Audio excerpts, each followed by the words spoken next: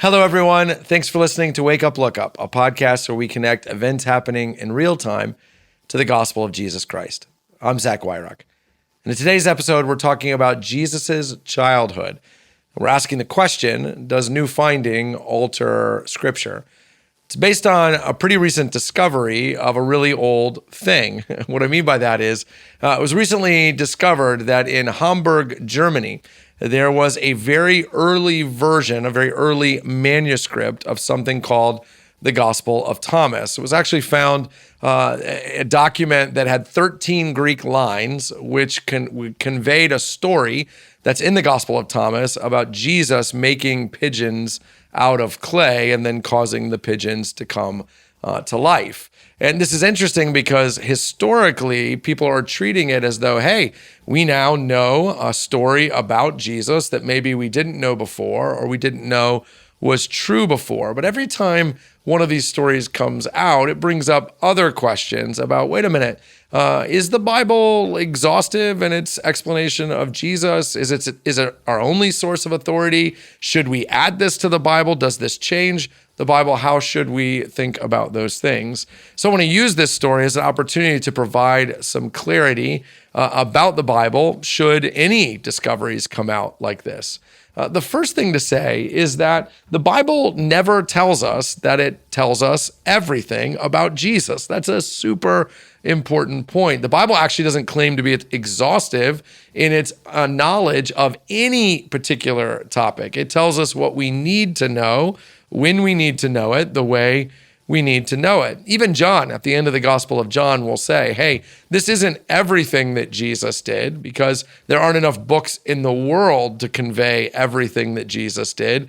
This is just enough so that you would believe. And that's the thing. The Bible curates the stories of Jesus, puts them in a package that is a polemic. It's making an argument. It's leading us to faith. So is it possible there are stories of Jesus that aren't in the Bible that really happened? Yeah, it's not just possible, it's true. The Gospel of Luke, for example, tells us Jesus moved to Jerusalem before he was 12. It doesn't tell us a whole lot before that. Jesus didn't exist in stasis until the age of 12. He existed as a boy growing up into adulthood in his original context. There are countless stories, I'm sure, about Jesus that we don't know. That's okay.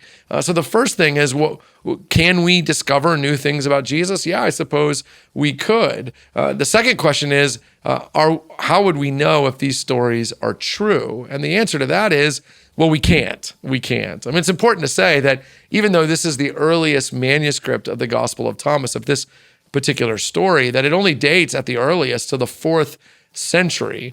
Okay, so that's about 300 plus years after the life of Jesus. Is it possible that that story was conveyed accurately across 300 years? Absolutely. If that weren't possible, we wouldn't know about any historical events. Sure, it's possible that this story of Jesus making pigeons out of clay really happened. Is it possible that that's a fable, a story made up about Jesus that never really happened? Yeah, that's also possible. So what we should do is not ask, did this story happen? Because we'll never answer that question.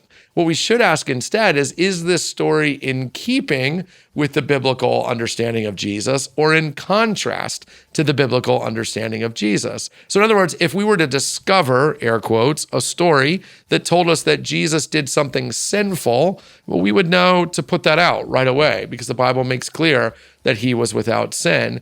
If we discovered a story that told us that Jesus is, if I can be facetious, favorite flavor of ice cream was strawberry, we don't need to get rid of that because the Bible doesn't anywhere say that his favorite flavor of ice cream was anything else. And personally, I think strawberry is the best flavor anyways. But the third thing we need to understand about Jesus and the Bible is that we got the Bible not arbitrarily. Okay, there's a lot of church history here, but the church used the metric of apostolic authority, meaning for a book to be included in the New Testament, it needed to be written by an apostle or endorsed by an apostle. So the Gospel of John, for example, was written by John the Apostle, an eyewitness to the life of Jesus. So it goes in the Bible. The Gospel of Mark was endorsed by the Apostle Peter, who Mark studied under, so that it goes in the Bible because Peter, an apostle, said that it was Scripture. Even in the New Testament, by the way, Peter will say in 1st and 2nd Peter that the writings of Paul were Scripture. That was contemporary. They were living in the same time. And Peter understood, hey, what Paul is writing is the Bible because Paul is an apostle given that authority by God. So the Gospel of Thomas is not an authority because it wasn't actually written by Thomas. How do we know that? Well, because the earliest manuscript is about 300 plus years after Thomas had died.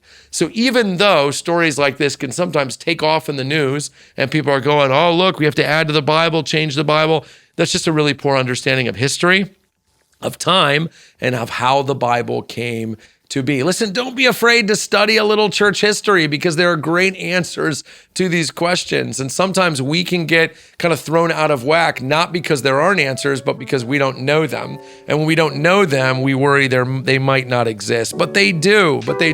Look into the history of Christianity. I promise it's only going to strengthen your faith, not weaken it. Hey, thanks for watching this episode of Wake Up, Look Up. While you're here, make sure you click like and subscribe so you get future content from Wake Up, Look Up. And hey, leave a comment below letting us know what you thought or interacting in some way with what you just watched. I'd love a chance to talk with you more in the comment section. And also, while you're here, check out all the other content CCC puts out, including the videos that are around me right now.